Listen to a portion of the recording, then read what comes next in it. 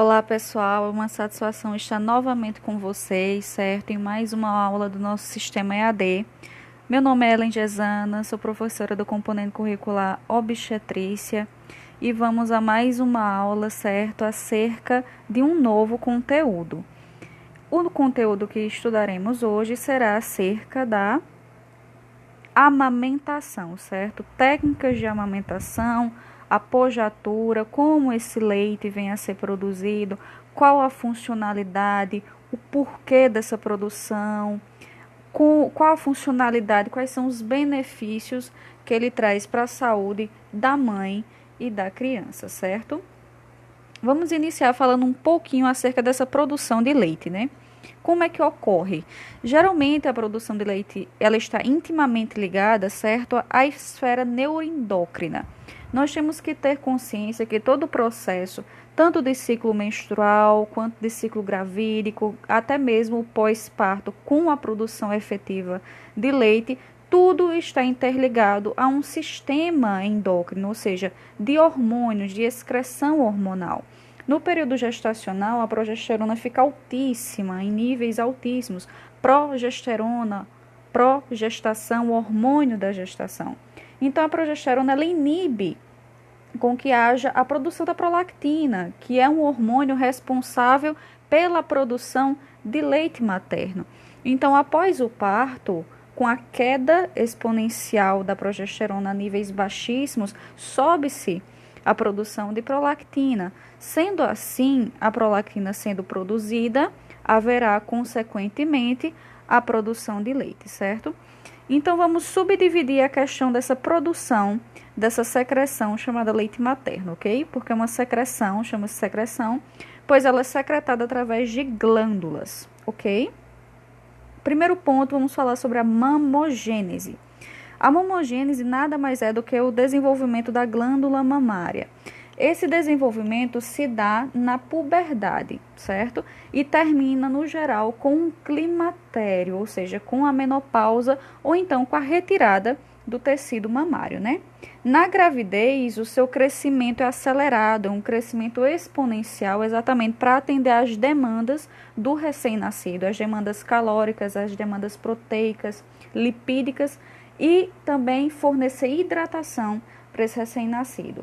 Mas, professora, quais seriam os hormônios envolvidos nesse processo de mamogênese, né?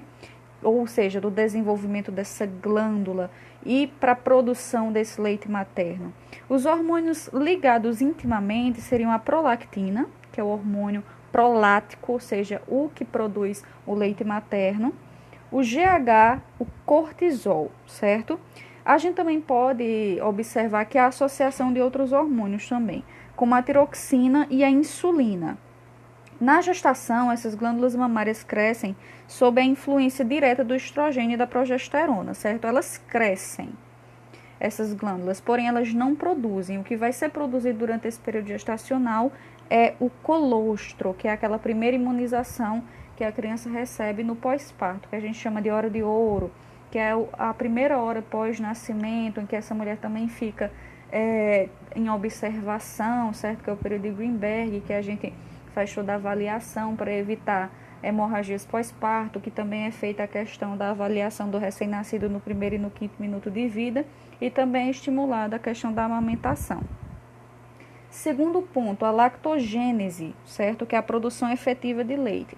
Até 48 horas ou 2 dias, ou até mesmo 72 horas após o parto, só temos a produção de colostro, certo? Que é aquilo que é produzido ainda na gestação, no período gestacional, que já existia, né? No caso, na gravidez, que é rico em proteínas e anticorpos. É literalmente uma vacina para esse recém-nascido, certo? Que imuniza contra infecções, principalmente infecções gastrointestinais. Então, é apenas benefício. A amamentação é tanto benefício para essa puérpera, como também para esse recém-nascido. No geral, 3 dias após, certo, o pós-parto, essas mamas começam a ficar mais pesadas e congestas e também muito dolorosas, com uma sensação que geralmente as puérperas descrevem de formigamento nessas mamas, que a gente chama de ser a subida do leite, né? Então, a gente chama particularmente de subida do leite ou apojatura, certo? Com o aumento da circulação local por conta dessa produção mais acelerada de leite materno por essas glândulas mamárias, certo? Ocorre um superaquecimento dessa mama, certo? Então, a gente faz o combo. Aumento da circulação local, mais secreção, certo? Dessas glândulas. A região fica mais aquecida, o que é popularmente conhecida como febre do leite. Ok? Agora vamos para a produção ou composição do leite materno. A composição do leite materno nada mais é do que proteínas, carboidratos, lipídios, sais minerais e vitaminas. Ou seja, o leite materno, ele supre todas as necessidades desse recém-nascido até os 6 meses de vida, certo? A partir dos 6 meses de vida, a gente já entra com outra alimentação complementar, porém pode continuar aí com o processo de amamentação, que só traz benefícios para ambos, certo? Mas, professora, qual seria esse benefício tão efetivo na vida dessa mulher? Porque até agora a gente só tem falado da criança. A gente tem a contracepção que é fornecida pelo esse processo de amamentação integral, ou seja, ela só amamenta, a criança está com sede de leite materno, a criança está com fome de leite materno.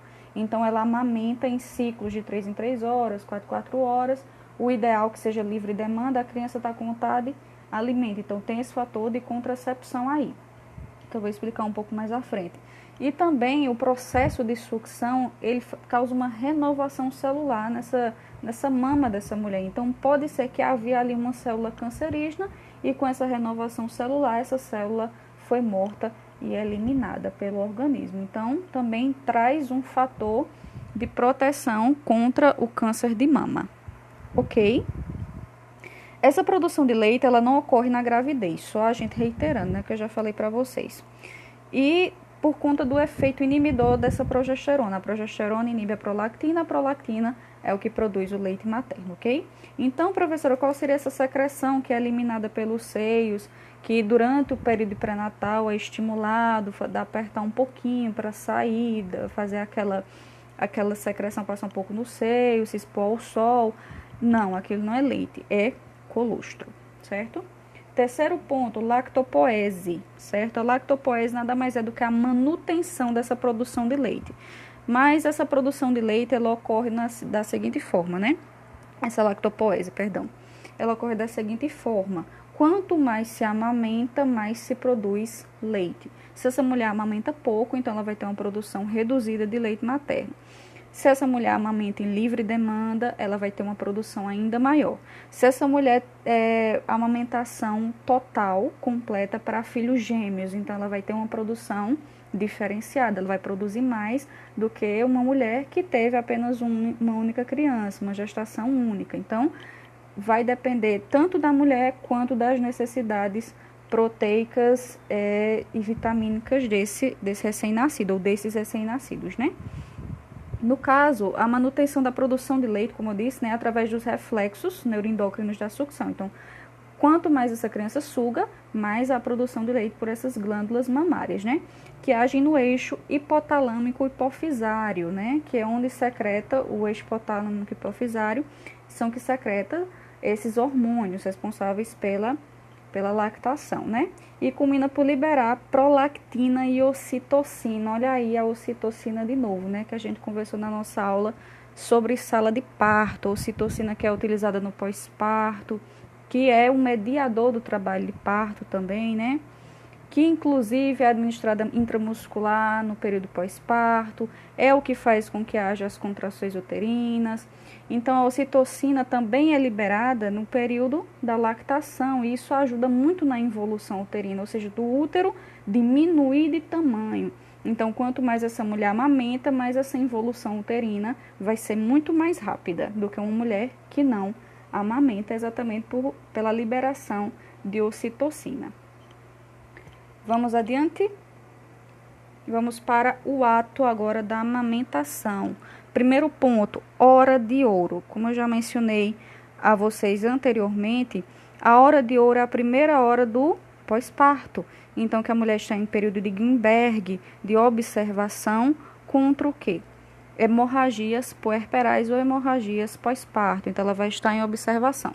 A partir do momento em que a criança nasce, a gente já coloca ela no abdômen da mãe, pede para que essa mulher respire fundo, também para auxiliar nessa dequitação, e já incentiva essa mamada já logo no período imediato do pós-nascimento, exatamente para fortalecer esse vínculo entre a mãe e o recém-nascido e também estimular mais rapidamente essa questão da produção de leite materno, né? Então, a gente já tem que, nas primeiras horas de vida desse recém-nascido, iniciar essa amamentação, estimular essa mulher a essa amamentação, né, efetiva. Serve, como eu disse anteriormente, para nutrição e hidratação do recém-nascido, associada àquela proteção imunológica, né, que eu disse a vocês. A questão do segundo ponto, proibição de cremes, certo, na mama dessa mulher. A utilização de cremes, ela é estritamente desnecessária, certo? Pois aumenta o risco de trauma nesse mamilo por conta da hidratação. Como eu disse a vocês na nossa primeira aula, os tubérculos de Montgomery, no período da gestação, eles ficam muito maiores, secretam muito mais sebo, né, porque os tubérculos de Montgomery são glândulas sebáceas, para exatamente manter a hidratação adequada desse mamilo, facilitando assim o processo de amamentação no período pós-gestacional, certo? A questão da higiene, no máximo, essa higiene ser feita só quando essa mulher toma banho, certo? A gente indica a utilização de sabonetes neutros, certo? Para evitar que seja retirada essa camada lipídica, mas o ideal mesmo é que só fosse feito com água, então não fosse nem água encostasse nesse seio, exatamente para evitar, certo? Ou inibir a remoção dessa camada lipídica, que é formada pela secreção dessas glândulas sudoríparas, mais os tubérculos de Montgomery, mais o leite materno que lubrifica esse mamilo e essa auréola, certo? A questão da quantidade ideal de leite. Como eu disse anteriormente, a quantidade de leite produzido vai variar das necessidades do recém-nascido, associado também à capacidade de produção dessa mulher. Quem amamenta mais tem, logicamente, uma melhor lactação, obviamente. A questão da quantidade ideal mesmo, em ml, não existe, certo? Porém, mensura-se através de estudos científicos, a literatura nos indica que geralmente esse valor médio diário de produção de leite é mais ou menos 850 ml, certo? Porém, variando para mais ou para menos, dependendo das necessidades do RN. Se for uma gestação gemelar, essa mulher tem duas crianças para amamentar unicamente com leite materno, então a produção vai ser maior do que uma gravidez única. Com certeza, certo? A questão da lactação associada à fertilidade, certo? A lactação, ela possui sim um efeito contraceptivo temporário, pois o ato de sucção do recém-nascido inibe o hormônio responsável pela ovulação. Então, esse hormônio responsável pela ovulação fica muito baixinho, fica em níveis quase inimensuráveis. Então, essa lactação exclusiva, certo? Quando a gente fala desse efeito contraceptivo temporário por um pouco de tempo mais estendido, é exatamente ligado à contracepção exclusiva, certo? As mulheres lactantes, totalmente, as que só amamentam, certo? As que não têm nenhum tipo de complementação com nenhum tipo de fórmula, ou seja, criança está com sede, leite materno, criança está com fome, leite materno, certo? E que amamentam em livre demanda, então de 3 em 3 horas, 4 em 4 horas, elas podem ficar amenorreicas, ou seja, sem menstruação, por 8 a 12 meses, certo? Em contrapartida, as não lactantes, ou seja, as que não amamentam, por menos de 2 meses, certo? Podendo ser até menos, 30 dias, 40 dias, certo? A literatura traz para a gente também que 80% dessas puérperas, elas ovulam antes da primeira menstruação. Então, 80% dessas mulheres vão ovular antes de apresentar o seu primeiro ciclo menstrual, certo? E aquelas, Ellen, que estão amenorreicas, que não menstruam, certo? Quem não menstrua, não ovula, certo? Então, isso é no caso, né, reiterando de uma amamentação integral. Essa mulher só amamenta, certo? O que a literatura aconselha para a gente é que essas não lactantes, as mulheres que não amamentam exclusivamente, certo? Já iniciam o contraceptivo após 30 ou 40 dias, certo? E as lactantes de 3 a 6 meses já iniciam o anticoncepcional. Porém, esse método contraceptivo, ele é chamado de mini pílula, certo? Pois o anticoncepcional oral combinado, ele deve ser prescrito com muita cautela, pois o estrógeno pode interferir nessa produção láctea. Então, o que a gente aconselha para essas mulheres, geralmente, é a mini pílula. Isso para as mulheres que amamentam, né?